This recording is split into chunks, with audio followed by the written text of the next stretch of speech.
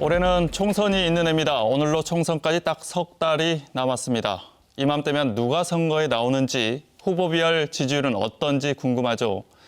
그래서 선거가 있는 해면 언론사마다 여론조사를 실시합니다. 그런데 결과가 한 시점에 여러 군데서 나오는 데다 결과가 또 다르기도 해서 어떻게 봐야 하나 헛갈리기도 하죠. 생방송 토론 740, 오늘은 광주 전남 언론사들의 연초 여론조사 결과와 차이를 살펴보고 이후 변수와 판세를 전망해 봅니다. 토론 함께할 분들 소개합니다. 여론조사 전문가 메타보이스 김봉신 이사 나오셨습니다. 안녕하십니까.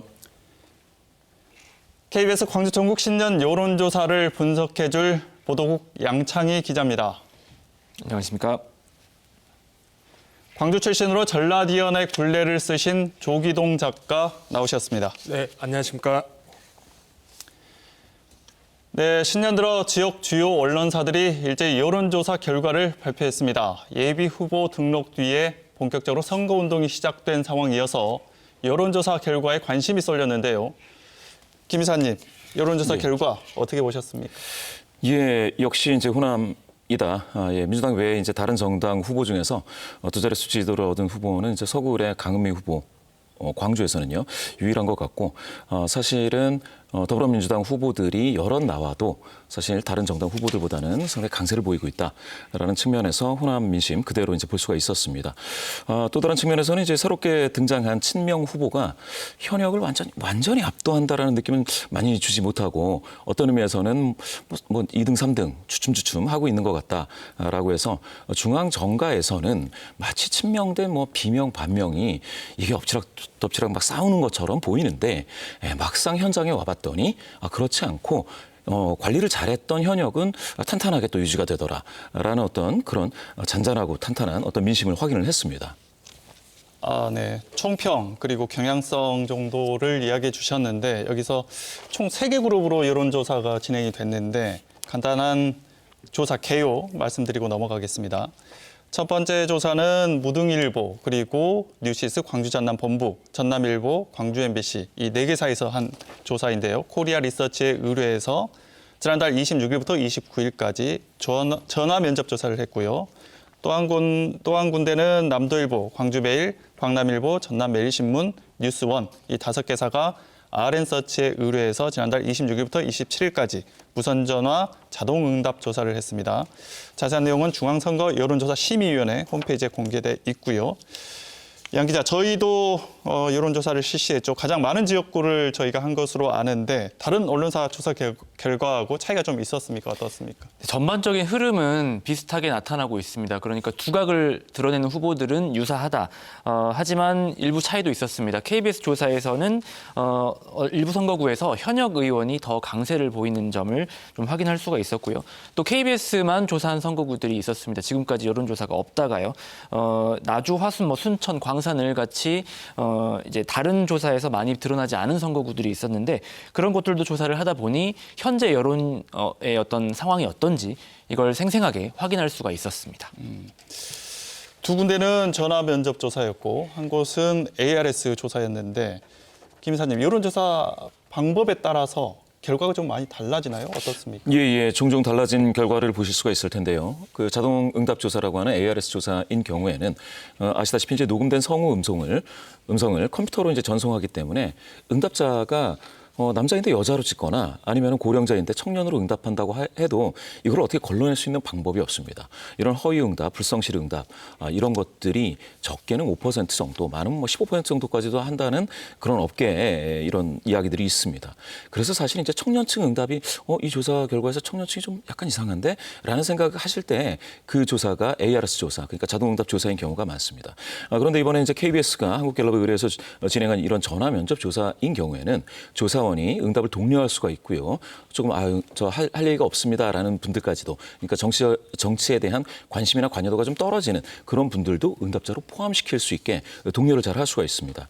그렇다 보니까 응답률도 좀 높고 ARS 조사 대비해서 또 정치 관여도가 매우 높은 응답자 위주로 되는 ARS 조사보다는 대표성이 좋다는 것이죠. 그래서 어쩌면 무당층 비율이 한 30% 40% 나오는 전화면접 조사가 민심을 더 그대로 반영하고 있다라고 보실 수도 있겠습니다. 조사 방법 차이에 대해서 말씀을 해주셨는데 질문도 다르고 여러 가지 차이점들이 있잖아요. 여론조사 읽기 어떻게 해야 되는지 팁을 주신다면. 예. 방금 말씀드린 것처럼 이제 조사 방법에 따른 차이, 또 이제 추출틀이라고 있습니다. 뭐 RDD를 쓰느냐, 가상번호를 쓰느냐, 또 시기별로, 요일별로, 또 저녁 때 많이 하느냐 이런 거에 따라 다 조사 결과는 다를 수밖에 없습니다. 따라서 이제 같은 조사 회사가 정례적으로 하는 그런 조사가 있다면 그거를 이제 변화 추이를 본다든지 하는 것들이 좋겠고요. 또 ARS 조사가 정보를 아예 주지 않는 것은 아니기 때문에 ARS 조사를 접하실 때에는 가운데 중립적인 응답자들이 많이 포함되어 있지 못할 수도 있겠구나. 양쪽으로 지지하시는 분들이 많이 이렇게 양쪽에서 많이 오시겠구나. 이런 생각을 하시면서 보시면은 좀 더 해석하시는데 편하실 것 같습니다. 여론조사를 실제 기획하고 또 보도하잖아요. 그 입장에서 보시면 어떻습니까? 네, 많은 분들이 상식처럼 아실 수도 있는데 오차 범위에 대한 얘기를 좀 드리고 싶은데요. 여론조사에서는 뭐 1위, 2위, 3위 이렇게 순위가 매겨질 수밖에 없는데 오차 범위라는 것이 항상 나옵니다. 오차 범위는 보통 신뢰도 뭐 95%에 뭐 플러스 마이너스 5% 포인트 이런 식으로 표시가 되는데 이게 무슨 뜻이냐면 어떤 조사에서 지지율이 뭐 50%로 표기된 후보가 있다고 하면 100번 조사를 하면 95번은 값이 50%의 앞뒤로 5%포인트인 45에서 55 사이에서 나온다는 뜻입니다. 그러니까 이제 오차 범위 안에서 순위 다툼이 있다고 하면 이게 다른 조사를 해보면 결과가 또 달리 나올 수 있다. 그래서 통계적인 의미가 떨어진다. 이 점을 염두에 두셔야 되겠고요. 저희도 1, 2위를 얘기를 하겠지만 어떤 특정 여론조사만 볼 게 아니라 경향성, 추이, 이사님께서 말씀하신 그 추이를 보는 것이 중요하다고 보입니다.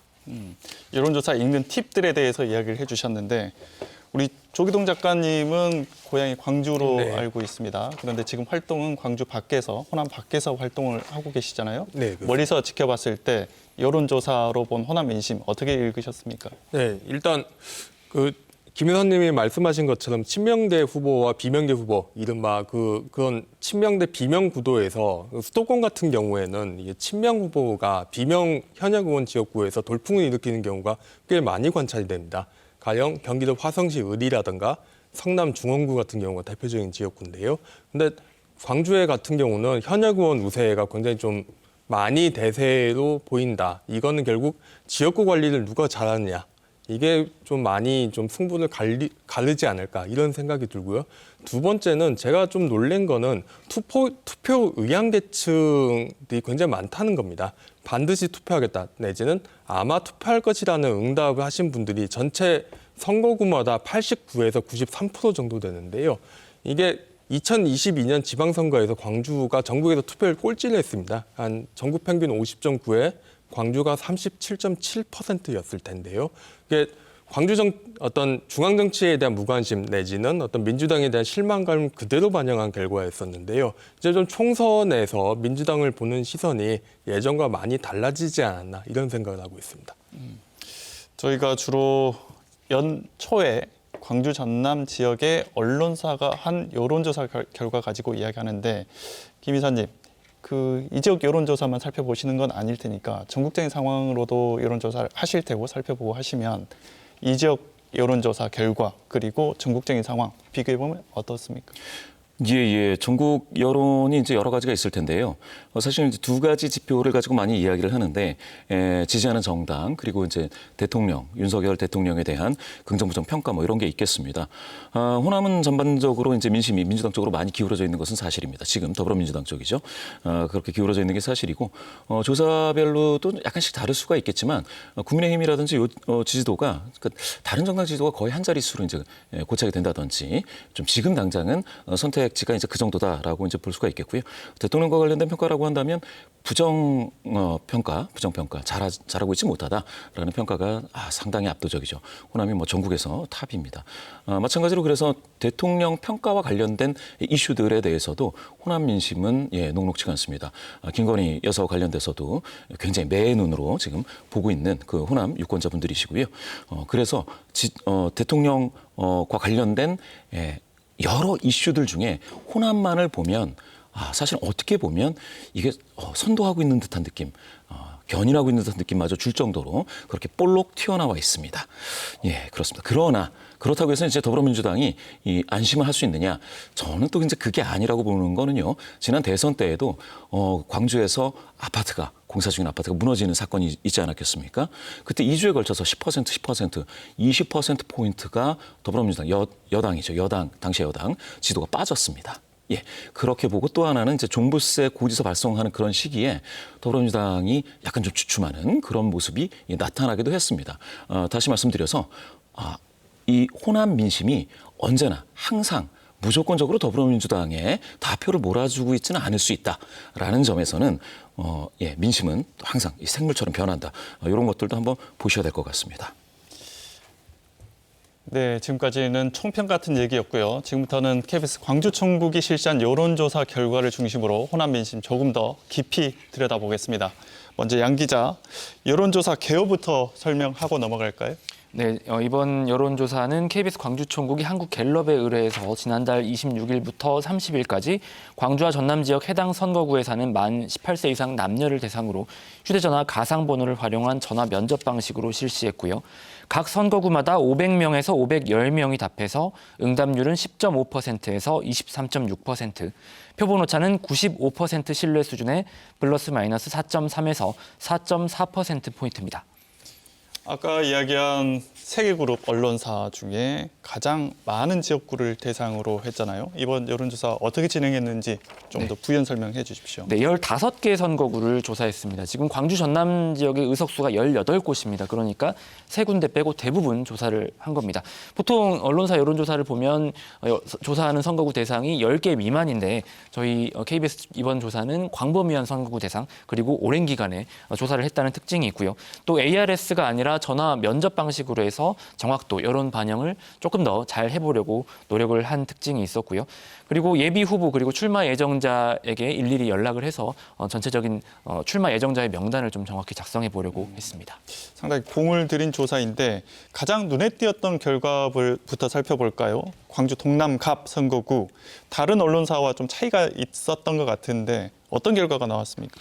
네, 그동안에 그 동남갑 선거구 조사가 여러 차례 있었습니다. 격전지로 분류되기 때문인데 저희 이번 조사에서는 그동안 흐름과 조금 다른 결과가 나온 게 윤영덕 의원이 기존에 쳐져 있다가 이번 조사에서 19%, 그리고 정진욱 당대표 정무특별보좌역이 18%, 노형욱 전 국토부 장관이 18%. 그러니까 다른 조사에서 정진욱, 노형욱 2강이었다면 이번 조사에서 윤영덕 의원이 3강으로 가세를 한 셈입니다. 단순히 이게 조사 방법의 차이라기에는 동일하게 전화 면접 방식으로 진행을 했던 같은 시기에 진행을 했던 뉴시스나 광주 MBC 등의 조사와 결과가 달랐거든요.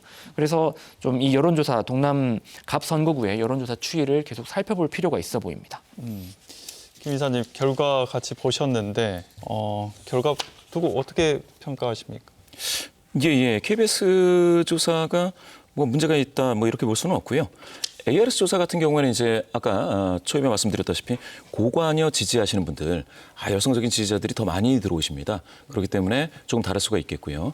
그다음에 이제 ARS 조사가 아닌 전화 면접 조사에서도 일부 다르다고 하시는데 이게 이제 오차 범위를 고려해서 해석을 한다면 지금 3강이라고 하는 게 별로 이상하지는 않습니다. 다만 이게 이제 적합도가 있고 다자 지지도가 있고 이 과정에서 서로 그 다른 정당을 지지하시는 분들이 이제 분산된다거나 무당층이신 분들이 분산된다거나 또는 이제 더불어민주당을 아주 강하게 지지하시는 분들이 어느 쪽으로 쏠린다거나 하는 이런 작고 큰 차이 때문에 나타나는 현상이다라고 보시면 되고요. 지금은 그래서 전혀 이상할 거 없는 결과가 나왔다라고 보입니다.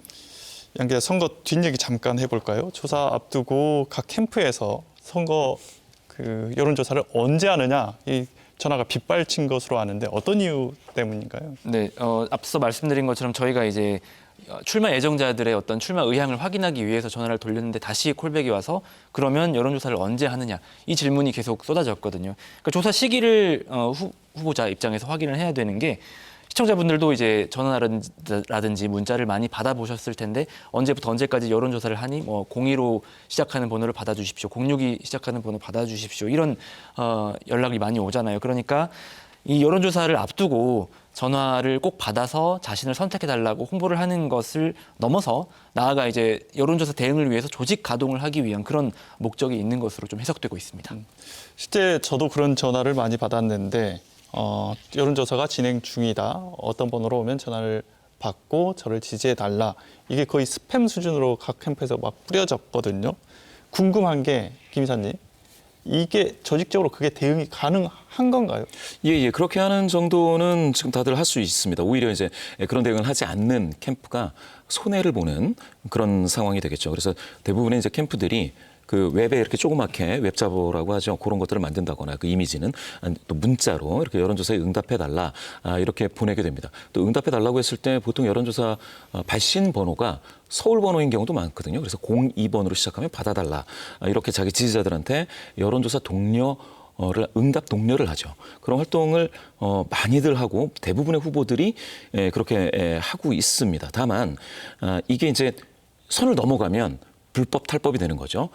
가령 뭐 여론조사를 하는데 고령자인데 뭐 저연령대로 응답을 해달라, 내지는 남자인데 여자로 응답을 해달라, 아니면은 뭐 지금 뭐 40대로 응답해달라 이런 식으로 하면 이건 현행법 위반이 됩니다. 그게 있고 두 번째, 이거는 이제 지난번 문제됐던 건데요. 여러 사람들의 요금 고지서, 이동통신 요금 고지서 주소를 이 지역구로 다 몰아서 그 전화에 뭐 응답을 어떻게 한다든지 하는 것들이 있지 않습니까? 이것도 대표적인 어떤 선거법 위반 사례가 되겠습니다. 그래서 만약에 지지자들한테 응답 독려를 하려면 아주 정해진 정도로만 선관위가 허용하는 정도로만 해야 될 것 같습니다. 이런 실태가 광주 전남 지역에서만 이러는 것인지 다른 지역에서도 그러는 것인지 민주당 아닌 다른 정당에서도 그러는 것인지 좀 궁금한데 조 작가님도 이런 문자 메시지 많이 받아보셨어요? 예, 선거 때면은 늘 받습니다. 네, 특히 뭐 경기도 출마하시는 분들은 이제 여론조사 오면은 03이 아니라 02로 오게 되는 경우가 많은데요. 그러면 늘 문자가 옵니다. 이제 정치인 캠프에서 이제 명함 주고받은 정치인 캠프에서 02로 오는 전화는 무조건 받아달라. 여론조사 중이다. 뭐 이런 식으로 하는 게 많고요. 실제로 보면 이게 경선에 영향을 미치기도 경선이라는 것도 있지만은 그 전 단계에서도 여론조사 결과가 결국은 경선에 영향을 미친다고 생각하기 때문에 내지는 캠프 운영에 굉장히 좀 앞서 나가는 게 중요하다고 생각하기 때문에 그렇게 많이 한다고 볼 수 있습니다. 네, 선거 결과로 다시 돌아보겠습니다. 광주 동남갑 바로 옆 선거구 광주 동남을 이곳은 현역이 도전자들에게 밀리거나 쫓기고 있네요. 결과 설명 좀 해주십시오. 네, 지난 총선에서 이병훈 의원에게 김성환 전 동구청장이 패배를 했습니다. 그런데 지금 여론조사 결과에는 역전이 됐는데 김성환 전 동구청장이 23%로 선두로 올라섰습니다. 김 전 청장은 경로당 등을 중심으로 활동하면서 60대 이상 유권자를 집중 공략하고 있다고 알려졌는데 실제 이번 조사에서도 60대 이상의 지지율이 33%로 가장 높았습니다. 다음으로 이병훈 의원은 이번 조사에서 현역 의원 타이틀을 포기하고 민주당 원내대표 정무특보라는 이력을 내세워서 임했습니다. 하지만 17%로 2위에 머물렀고요. 오차범위 아니긴 한데 지금 비슷한 시기에 여론조사 모두 김성환 전 청장이 앞서는 결과가 나왔습니다. 그리고 민주당의 특별 입당 형식으로 들어왔던 안도걸 전 기획재정부 차관도 13% 지지율을 보여서 상승세에 있습니다. 또 남도일보 등의 조사에서는 안도걸 전 차관이 오차범위 안에서 2위를 기록하기도 했습니다. 다음은 나주 화순으로 가볼까요? 여기서는 이강구도가 눈에 띄네요. 어떻습니까? 네, 신정훈 현역 의원 그리고 손금주 전 의원의 말하자면 리턴 매치. 여기도 계속 이 두 후보가 맞붙고 있습니다. 2016년 20대 국회의원 선거에서는 손금주 의원이 당시 전 의원이 당선이 됐고요. 21대 2020년에서는 경선에서 신정훈, 손금주 두 후보가 경합해서 신정훈 의원이 승리하고 당선이 됐습니다. 지금 조사에서 신정훈 의원이 31% 그리고 손금주 전 의원이 25% 오차범위 안에서 접전을 벌이는 것으로 나타났습니다. 민주당 지지자만으로 한 조사에서는 이게 순위가 좀 뒤바뀐 결과가 나온 것 같네요. 어떻습니까? 네. 민주당 지지자들만으로 대상으로 한 조사에서는 손금주 의원이 오히려 앞서는 결과가 나타났습니다. 이것도 역시 오차범위 안에 있어서 저희가 큰 의미를 부여하기는 어렵지만 그만큼 지금 두 후보가 엎치락뒤치락하고 있다는 상황을 알 수 있고요. 그리고 또 구충곤 전 화순 군수가 있는데요. 구충곤 전 군수는 화순에서 가장 지지율이 높은 모습을 보였거든요. 이 두 신정훈, 송금주 이 두 인물이 경합을 벌이는 상황에서 이 화순의 표심도 중요하다고 볼 수 있겠습니다. 전체 선호도 조사와 그리고 민주당 후보 적합도의 결과가 뒤바뀌는 상황들, 이거 어떻게 읽어야 됩니까, 김 이사님? 그렇죠. 이제 전체 이제 선호도 지지도라고 했을 때는 다자 지지도에는 다른 정당 후보들이 포함이 되어 있습니다. 그래서 이제 지지하는 정당이 더불어민주당을 지지하지 않는 분들도 호남에서 한 많게는 25%, 뭐 적으면 10몇 % 이 정도인데요. 이런 분들이 이제 여론조사에 참여했을 때 다자 지지도에서는 자기가 좋아하는 정당, 그러니까 다른 정당 후보를 선택을 하지만 더불어민주당 후보 적합도에서는 이게 이제 역선택이 될 수가 있는 거죠. 좀 약체라든지 아니면 좀 다른 인물 뭐 이런 분들을 이제 찍을 수가 있기 때문에 그래서 좀 순위가 살짝 바뀌거나 하게 되겠습니다. 전국적으로도 관심이 가는 선거구 순천 갑 가보겠습니다. 결과 먼저 CG로 보겠습니다. 네, 서병철 현 의원이 25%, 그리고 천하람 전 당협위원장이 12%, 그리고 허석 전 시장 11% 이런 순이네요. 천하람 후보가 2위권 선두 자리로 나타났는데 이번엔 조기동 작가님께 네. 결과 어떻게 보십니까? 일단 천하람 위원장 같은 경우는 계속 뭐 여론조사하면 2위를 지켜왔던 것 같고요. 오히려 재밌는 거는 그 국민의힘 지지율이 5%밖에 안 나왔습니다. 이 순천 갑 지역구 같은 경우에 나머지 7%포인트가 개인 역량을 통해서 이제 얻은 거라고 좀 봐야 될 것 같고요.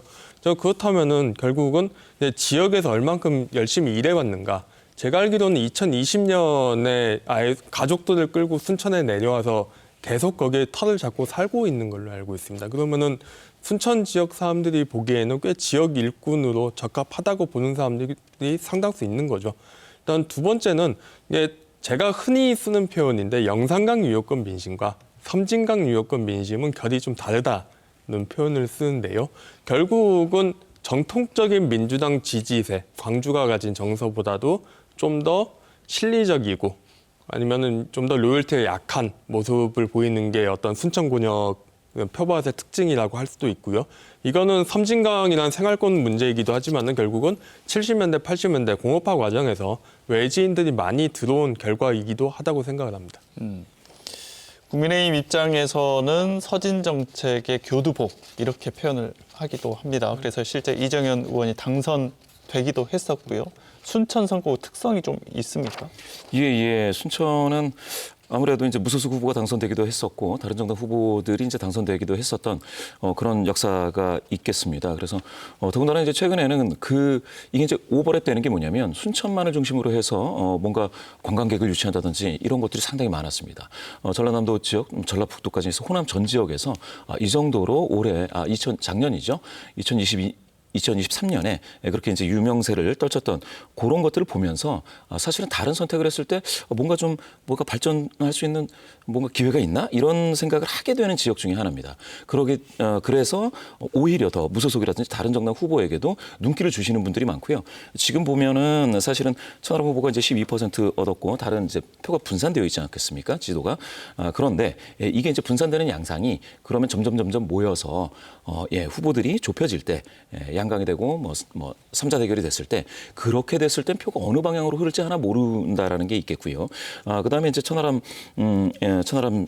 씨가 지난 당대표 선거에서 국민의힘 당대표 선거에서 전국적 인지도를 얻은 이후에 이번에 이제 이준석 신당에서 어떤 역할을 하느냐에 따라서 그거에 따라서도 영향이 있을 수 있겠다. 따라서 이 지역은 안심할 수가 없을 겁니다. 지금 현역 소병철 의원이 안심하기가 쉽지 않은 그런 지역인 것 같습니다. 순천에서 당선된 적이 있던 이정현 의원 지역구를 결국에 자기 고향이죠. 곡성이 포함된 순천 광양, 곡성 구례을 선거구에 나가겠다고 했어요. 여론조사에서는 서동영 의원이 현역인 서동영 의원이 앞서는 것으로 나왔는데 여론조사 직전에 그렇게 자기 지역구 선택을 했단 말이에요. 그래서 명단에 들어갔는데 서동영 의원의 절반, 실제적인 선거운동도 안 했는데 절반 정도 나왔단 말이에요. 김봉신 이사님, 어떻게 이 지지율 읽으셨습니까? 예. 28대 14%포인트 격차인데요. 여기서도 마찬가지로 좀 굉장히 분산되어 있다라고 볼 수가 있겠고요. 이정은 전 의원 같은 경우에 시작하자마자 이제 두 자릿수 14%를 얻었는데 상당히 잠재력이 있다라고 봐야겠죠. 다만 이제 방금 말씀하신 것처럼 이제 곡성이라든지 이런 쪽은 인구가 상대적으로는 좀 적습니다. 그래서 다른 쪽에서 표를 더 얻어야 되는데 지금 보면 곡성에서도 전 지역에서 사실은 현 의원 서동영 의원 대비는 조금 좀 약세이지만 앞으로 어떻게 될지는 알 수 없는 그런 잠재력을 지닌 후보다 이렇게 보겠습니다. 네, 일단 그 지역 같은 경우는 그 순천, 광양, 곡성 지역에 가지는 가장 큰 불만 중 하나는 지역 내에서 중진 이상의 큰 정치인이 없다는 것도 굉장히 큰 불만입니다. 민주당 내에서도 몇 년째 어떤 순천이나 광양권역을 대표하는 정치인이 없었고, 근데 이정현 의원이 이제 일단 한번 의원을 했었고 당시에 이제 예산폭탄 이야기를 하지 않았습니까? 그래서 지역 개발을 위해서 내가 이만큼 힘을 쓰겠다. 이런 이야기가 사람들의 어떤 기대 심리를 굉장히 충족시키고 있다고 생각합니다. 이정현 의원의 늦은 결심, 결국 선거구 획정이 안 돼서일 건데 조금 옆길로 새서요. 양 기자, 지금 선거구 획정 어떻게 돼가고 있습니까? 네, 그렇습니다. 그러니까 지금 이정현 의원은 정확히는 선거구 획정위의 안에 따라서 본인은 광양 곡성구례에 출마하고 싶다. 근데 지금 여론조사는 현재 획정 상황대로 해야 되기 때문에 부득이하게 순천 광양 곡성구례 을로 이제 포함이 된 건데 지금 현재 중앙선관위의 선거구 획정위원회가 선거구 획정안을 국회에 제출을 하긴 했습니다. 이 지금 안대로라면 무한 영암 신안이 공중 분해가 되고 이게 나주 화순에 무안이 붙고 해남 완도 진도에 영암이 붙고 목포에 신안이 붙고 이런 모양이고요. 또 순천 갑을이 분구되게 되죠. 국회 정개특위에서 이 안을 받아들고 지금 왈가왈부를 하고 있는데 논의가 진척이 없습니다. 현재 좀 확인을 해봤더니 아직 당 내부 의견을 조율하는 상황이라고 하고요. 전남 지역 같은 경우 민주당 안에서도 입장이 좀 갈립니다. 그러니까 이제 두 개 분구안 나온 순천은 현역 국회의원들이 환영한다 이런 기자회견을 하기도 했지만 서부권 반대 의견도 만만치 않거든요.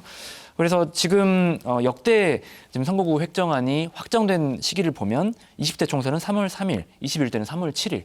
그러니까 혼란이 당분간 계속될 것으로 보입니다. 여기에 비례대표 선출 방식도 아직 확정되지 않았잖아요. 그래서 이 부분은 아직 안개 속입니다. 네, 양 기자 말대로라면 복합 선거구가 더 늘 수 있겠다 이런 생각이 듭니다. 지금 전남에서 가장 대표적인 복합 선거구 우리가 보통 고보장강이라고 표현하는 고흥, 보성, 장흥, 강진인데 다시 돌아와서요. 여기서 현역 김승남 의원 앞서는 결과 나왔네요. 이거 다시 설명하고 넘어갈까요? 네. 고보장강이라고 부릅니다. 고흥, 보성, 장흥, 강진에서 김승남 현역 의원이 35%를 얻었고요.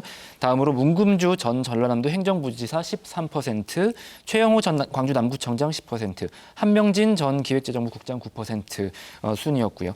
김승남 의원 같은 경우 고흥에서 가장 많은 지지를 얻었고 2위 그룹인 문금주, 최영호, 한명진 이분들은 다 보성 인물들입니다. 그래서 지지율이 좀 갈라지는 경향을 보였습니다.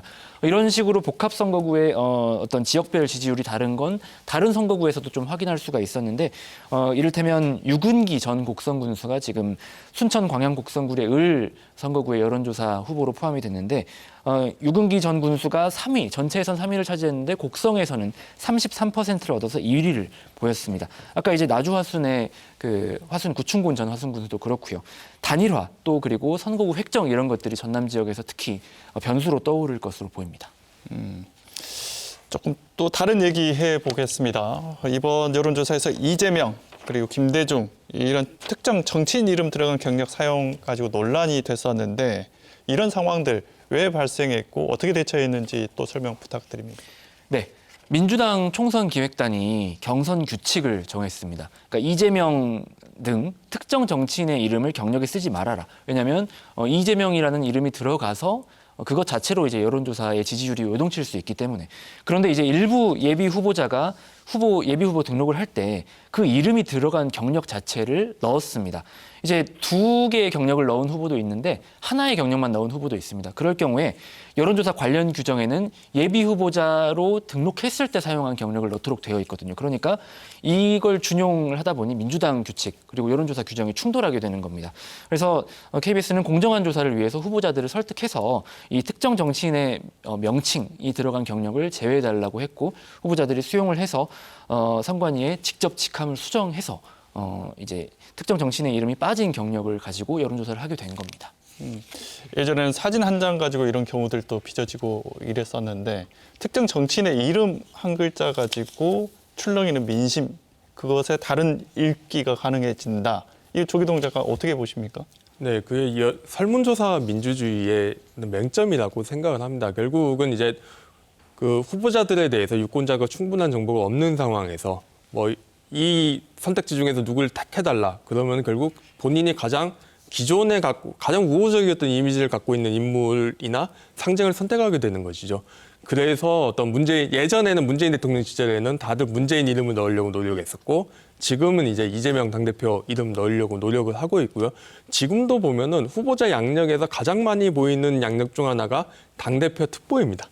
또는 민주당 무슨 위원장, 뭐 외곽 조직들인데 대개 뭐 이런 거를 내는 행태 자체가 어떤 여론조사에서 어떻게 한번 포인트를 따려는 후보자들의 노력을 볼 수도 있고 다른 한 축에서는 이게 과연 그 진짜 민심을 측정할 수 있는가라는 어떤 회의적인 어떤 시각도 가능한 것 같습니다. 네. 이재명이란 당대표의 이름을 대표 경력에 넣느냐 안 넣느냐 거기에 따라서 차이가 많이 난다. 실제 전문가 입장에서 어떻습니까? 예, 그렇죠. 이런 후광 효과가 극단적으로 드러나는 경우가 있죠. 전혀 뭐 그렇지 않는 경우도 있는데 둘 다 이재명을 넣으면 뭐 상쇄되는 것이고요. 그런데 사실 그 지역 자체에 사실 뭐 고관여 팬덤 지지하시는 분들 그런 분들이 이제 많이 이제 활동을 하고 계시는 가운데에서는 특히 ARS 조사 같은 경우에는 그렇게 팬덤의 중심이 되어 있는 이재명 당대표 이름을 넣어서 조사를 하면 확실히 이제 다른 그 결과를 보실 수가 있습니다. 이렇게 경력 하나를 넣고 빼고 하는 문제가 여론조사에서 뭐 방금 조 작가님 말씀 주신 것처럼 정말 굉장히 관건이 되는 그런 경우가 종종 발생합니다. 그래서 많은 후보들이 아까 말씀 주신 것처럼 어떤 경력을 그 선관위에 신고를 하느냐 이것도 굉장히 고민거리이죠. 그걸로 여론조사가 진행이 되기 때문이죠. 저희가 처음부터 여론조사 방법으로부터 시작한 얘기인데 여론조사가 결국 여론을 읽는 조사가 아니라 각 후보 진영의 조직력을 읽는 조사가 되는 것 아니냐 이런 우려들도 있어요. 우리 조 작가님 생각 어떻습니까? 네, 실제로 여론조사에서 응답률이라는 지표가 꽤 허구적이라고 저는 생각을 합니다. 왜냐하면 응답률이라는 거는 결국은 전화를 받았을 때 끊지 않고 그냥 설문조사를 끝까지 응해해 준다는 비율이거든요. 그러니까 응답률이 10% 넘었다, 뭐 20% 넘었다. 이게 결코 그 여론조사가 좋은 여론조사 내지는 민의를 100% 반영하는 여론조사로 볼 수 있는지는 솔직히 좀 회의적입니다. 이게 결국은 여론조사는 부정확할 수밖에 없는 거고 그런 상황 응답률 정확히 말하면은 이제 여론조사에서 전화가 왔을 때 이렇게 모든 번호가 왔을 때 뭐 그대로 수신을 해가지고 여론조사에 응하는 그 비율은 굉장히 낮을 수밖에 없기 때문에 결국은 응답률을 높이는 게 분자를 조금이라도 높이는 게 후보자 입장에서는 최선의 선택지가 되는 것이죠. 그래서 결국은 어떤 그 조직 선거가 될 수밖에 없고 어떤 그 여론조사 경선을 둘러싼 갖가지 잡음이 생길 수밖에 없다고 생각합니다. 조직력이 반영되는 여론조사 그것에 대한 우려와 비판 전문가 입장에서 보시면 또 어떠십니까? 예. 그런데 이제 일단은 이제 조직력이 그렇게 강하게 반영이 되는 게 아까 말씀드렸다시피 이제 관여도가 높은 사람만 추출하느냐 그렇지 않고 평범하게 정치 관여도보다는 사실은 다른 거 스포츠라든지 다른 뉴스를 더 즐겨보는 사람들도 많이 있지 않겠습니까? 그런 분들도 이제 충분히 추출할 수 있느냐 이런 차이가 있어가지고요. 방금 말씀 주신 것처럼 조 작가님 말씀 주신 것처럼 응답률이라든지 몇 가지는 이 선관위에서 관리하고 있는 최소치입니다. 그러면 과거에는 그런 일이 있었습니다. 그러니까 서울에서 전화 면접 여론조사를 하는데 전화 면접원이 가령 영남 사투리를 쓰시는 분이 호남 지역에 전화를 건다. 이러면은 이 무응답이 굉장히 많아집니다. 이런 것들까지 통제하는, 다시 말씀드려서 비표본 오차라고 하는데요. 이것도 낮출 수 있는 그러한 어떤 노하우라든지 그런 게 쌓여 있어야죠. 기술적인 측면에서 그 뭐 품질을 제고할 수 있는 그런 노력들이 계속 있어야 되고요. 방금 제가 이제 예를 드린 거는 한국갤럽의 과거에 창립자이신 박무익 회장님이 평상시에 말씀 주시는 그런 내용입니다. 다시 말해서 아주 작은 것도 여론조사에 영향을 미칠 수 있기 때문에 계속해서 품질 제고를 위해서 노력을 해야 되고, 그런 의미에서는 조직력이 센 후보만 높게 나오는 것보다는 말씀 주신 것처럼 여론이 그대로 반영이 되는 게 가장 좋겠다라는 겁니다. 그러나 이제 또 한편에서는 어떤 이야기들을 하느냐면, 결국은 조직력이 세서 여론조사에 강하게 반영이 되면 그게 당선 가능성을 높다라고 평가할 수가 있기 때문에 ARS 조사도 그 나름대로 볼 수 있는 정보는 있는 거다. 이런 주장도 있습니다. 그래서 이제 그 양쪽의 어떤 장단점을 잘 구별해서 보시는 게 좋겠습니다. 정당이나 후보들이 여론조사 결과에 주목하는 이유, 바로 공천 때문일 텐데, 조사 결과가 현역 평가 그리고 경선 과정에도 반영이 되잖아요.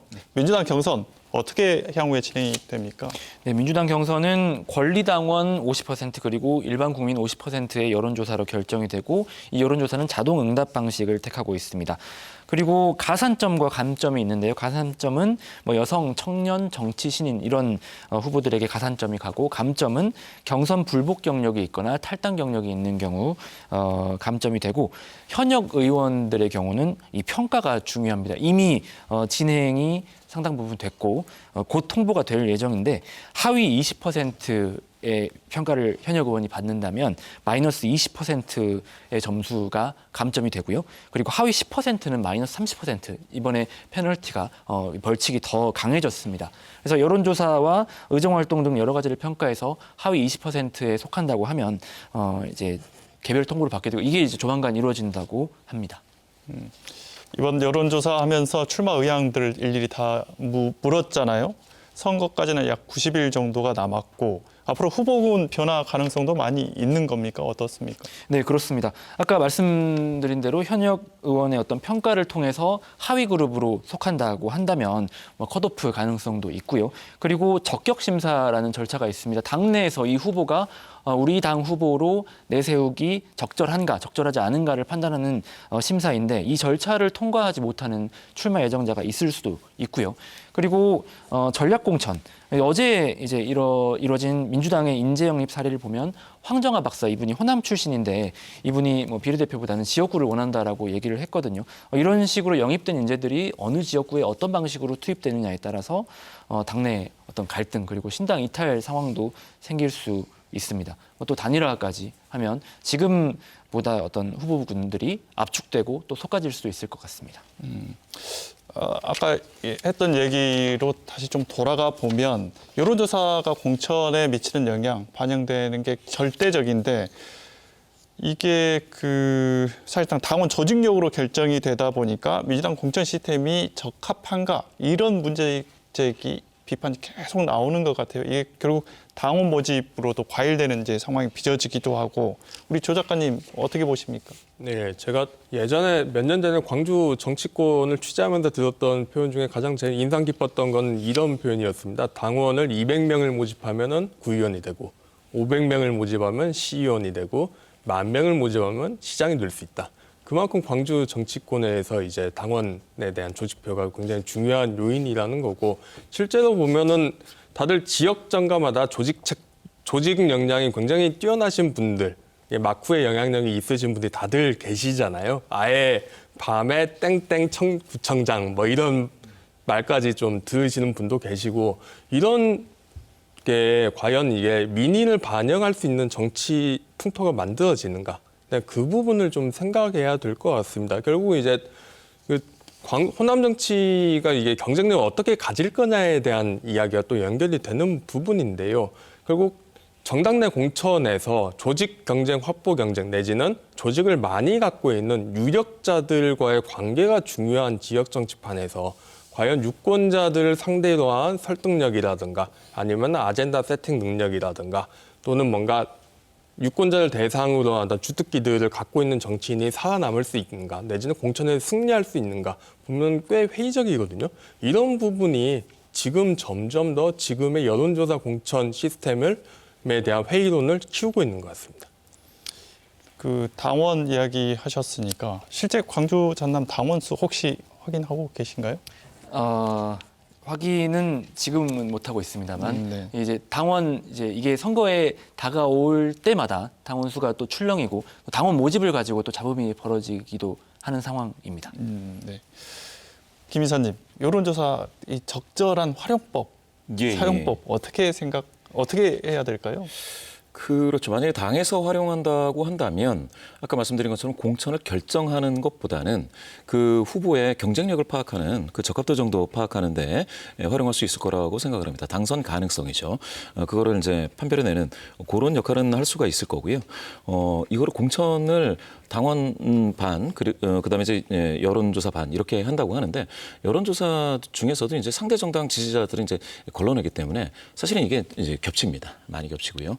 그래서 고관여 지지자나 사실은 당원이나 이제 크게 다르지 않은 상태에서 제가 봤을 때는 여론조사를 꼭 공천에 그렇게 이제 심기보다는 다른 방식으로 이제 활용을 하는 것이 좋겠다. 이렇게 생각이 들고요. 언론에서 저는 그러니까 오히려 이제 여러 번 말씀드리지만 ARS 조사와 전화면접 조사를 좀 분리해서 이야기를 한다든지 해서 언론에서 조금 더 이게 조금의 차이를 마치 이게 대세를 형성한 것처럼 이렇게 해버리면 없는 여론을 만들어버리는 게 되는 거거든요. 아까 뭐 말씀 주셨는데 3명의 후보가 대등하다. 그러면 대등하다라고 하는 게 오히려 더 정확하기 때문에 여론조사를 해서 가실 때에 조금의 격차를 그렇게 좀 부풀려서 보도가 되는 그런 일이 없도록 잘 관리를 해주시는 것들이 좀 좋겠다고 생각이 듭니다. 양 기자, 그 정치개혁 요구, 공천 시스템 변화에 대한 내부 목소리는 없습니까? 이것과 관련해서? 네, 이제 앞서 말씀해 주셨던 것처럼 민주당 경선도 사실은 자동응답 방식입니다. 이번 KBS 조사 등에서 활용한 전화 면접 방식이 방식만 보면 이게 확실히 민의를 더 반영할 수 있지만 어떤 물리적인 한계 때문에 ARS 방식을 택하고 있는데 이제 그렇기 때문에 더 조직력을 활용하기가 용이하고 그렇다면 이게 과연 연령이나 성별 등에서 앞서 말씀해주신 김 이사님께서 말씀해주신 것처럼 이게 뭐 이를테면 60대 남성이 40대 남성으로 허위 응답을 하거나 이런 것들을 원천적으로 차단할 수가 없는 시스템이지 않습니까? 그래서 그런 부분에 대한 어떤 개선의 필요성도 커지고 있는 상황입니다. 네, 그 정치 현안과 관련해서 여론 읽기 얘기를 조금 넘어가 보겠습니다. 지금 총선이 가까워지면서 제3지대 신당이 가시화되고 있잖아요. 양양자, 금태섭, 이준석 그리고 이낙연 전 대표까지 가세를 한 상황인데 신당 창당에 대한 여론은 어떻습니까? 전반적인 흐름은 이제 신당에 투표할 거냐라고 했을 때 한 그 유권자 3분의 1 정도가 거기에 이제 반응을 한다거나 호감을 가지고 있는 것은 사실입니다. 그런데 이제 그러면은 3분의 2는 관심이 없거나 그쪽에 지지하지 않겠다. 뭐 이런 흐름일 텐데요. 그렇지만 신당을 창당하는 입장에서는 소기의 목적을 달성하는 데에 이 정도 지지만 받아도 가능하다라는 판단을 내릴 수가 있겠고요. 이 3분의 1 중에서도 3분의 1, 이 이제 이준석 신당, 그러니까 전국적으로 보면 대략 한 2자릿수로 나오는 신당, 아직 예비 신당이겠죠. 이준석 신당에 대한 그런 흐름이 이 2자릿수, 그러니까 10% 초반대를 형성하고 있다라고 보시면 되겠고요. 나머지 이제 이낙연 신당 정도가 4, 5% 이 정도고, 그리고 여기 방금 양양자 금태섭 말씀 주셨는데 이분들은 독자 신당으로 이제 여론조사가 잘 안 되는 것 같습니다. 그래서 또 다른 신당으로 이야기할 것 같으면 기본소득당하고 3인당, 열민당 이렇게 뭉치는 그 개혁신당이 있습니다. 그쪽이 이제 조금 있고요. 그다음에 이제 정의당, 이쪽 신당은 아니지만 정의당, 녹색당 연합이 또 있고요. 이런 흐름인데 이번에 KBS에서 조사한 거로 내용을 보니까 이 호남 지역에서 광주 전남이죠. 광주 전남 지역에서는 이낙연 신당 그리고 조국 신당을 또 넣었더라고요. 그다음에 이준석 신당 이렇게 이제 사실은 대등한 정도 수준이다 이렇게 좀 보여지는데 그중에서도 미세하게 전국 전체 이게 1600이니까 전체에서는 이낙연 신당이 약간 좀 더 15%로 더 앞서가는 거 아니냐 이렇게 보여지고요. 그러나 더불어민주당을 지지하시는 그러니까 전체 이번에 조사하신 것 중에서 한 1000명 정도를 봤을 때는 조국 신당하고 이낙연 신당하고 좀 비슷하게 14, 16 요 수준인 것 같습니다. 그렇게 따지면은 이준석 신당이 전국적으로는 조금 더 눈길을 끌고 있지만 호남, 광주 전남에서는 아주 아주 큰 흐름을 형성하기에는 약간 좀 아직 좀 부족하지 않느냐, 더 분발해야 되는 거 아니겠느냐, 뭐 이렇게도 좀 보여지고요. 그런 정도의 흐름입니다. 지난해 말 KBS 광주천국에서도 신당에 대한 여론조사 했잖아요. 양 기자, 어떻게 결과가 나왔습니까? 네, 지난달 20일부터 22일까지 KBS 광주천국이 한국갤럽에 의뢰해서 진행한 여론조사고요. 여기서 앞서 이제 이사님께서 소개해 주신 건데 정확한 수치를 말씀드리면 총선에서 신당 지지 의향이 있다가 24% 그리고 없다가 70%로 나왔고요. 호감 가는 신당을 꼽아봐라고 했더니 이낙연 신당이 15%, 그다음에 조국 중심 신당 12%, 이준석 중심 신당 10% 이렇게 됐고요. 이낙연 전 대표의 창당에 대한 견해. 이때까지만 해도 지금보다는 조금 더 가시화가 덜 된 상황이었는데 당에 남아야 한다가 45% 그리고 신당 활동을 해야 된다 22%, 제3지대 빅텐트를 구성해야 된다가 11%. 이 조사는 중앙선거 여론조사심의위원회 홈페이지에서도 확인할 수가 있는데 호남에서 이게 이낙연 신당에 대해서 우호적이지만은 않은 분위기가 감지되는 것은 맞습니다. 저희 KBS 광주가 올해 꾸준히 정례 여론조사를 하면서도 그런 내용을 확인할 수가 있었습니다. 네. 준비된 시간이 다 돼 가서 마지막으로 여론조사로 민심 읽기 어떻게 했으면 좋겠나 짤막하게 한 30초씩만 간단하게 마지막 정리 멘트하고 넘어갈까요? 우리 김 이사님부터. 말씀드렸다시피 여론조사는 마치 스냅 사진을 찍는 것처럼 찰칵하고 찍는 거기 때문에요. 사실은 하루 있다가 찍으면 다른 사진이 나오는 것처럼 여론조사가 다 똑같아야 된다는 것은 전혀 없습니다. 그런 원칙은. 따라서 그때 그 시기에 그 방법으로 쓰는 조사로는 이렇게 나왔다는 흐름을 추적하는 게 좋겠고요. 그다음에 여론조사는 절대 점추정이 아니기 때문에 오차 범위, 아까 우리 양 기자님 정확하게 말씀 주셨는데 오차 범위를 통해서 이렇게 한 무리지어서 선두그룹이구나 이 정도로 해석해야 되는 경우가 상당히 많습니다. 그렇게 하지 않으시면 스스로 되게 힘들어지신 시청자 스스로 힘들어지실 수도 있다. 이 말씀 드리고 싶습니다. 네, 우리 양 기자. 네, 오차 범위에서 한 가지 더 주의사항을 말씀드리면 이게 플러스 마이너스이기 때문에 저희 조사가 플러스 마이너스 4.4%포인트였는데 그러니까 8.8%포인트 차이까지가 오차 범위로 들어가는 겁니다. 이 부분은 쉽게 헷갈릴 수 있는 부분이기 때문에 이 부분을 꼭 유의해서 여론조사를 살펴봐 주시면 좋겠습니다. 네, 우리 조기동 작가님도 마지막 말씀 부탁드립니다. 네, 여론조사는 이제 두 분이 말씀하신 것처럼 현실을 그대로 보여주는 게 아니라 현실과 근접한 조사일 뿐이라는 걸 다들 좀 알아주셨으면 좋겠습니다. 그게 현실을 잘 보여주는 도구일 수는 있어도 그 현실을 그대로 만들어갈 수는 없는 것이겠죠. 그 점을 유의하시는 게 좀 더 시청자들에게 도움이 될 것 같습니다. 네, 선거 때만 되면 언론도 출마자들도 유권자들의 마음을 읽기에 애를 쓰죠. 그런데 어쩌다 보면 유권자 마음을 얻는 데는 소홀한 것 아닌가 하는 생각이 들기도 합니다. 여론조사도 경선도 본선도 그 목적을 잃지 않았으면 합니다. 토론 740 여기서 마칩니다. 함께해 주신 세 분 그리고 시청자 여러분 고맙습니다.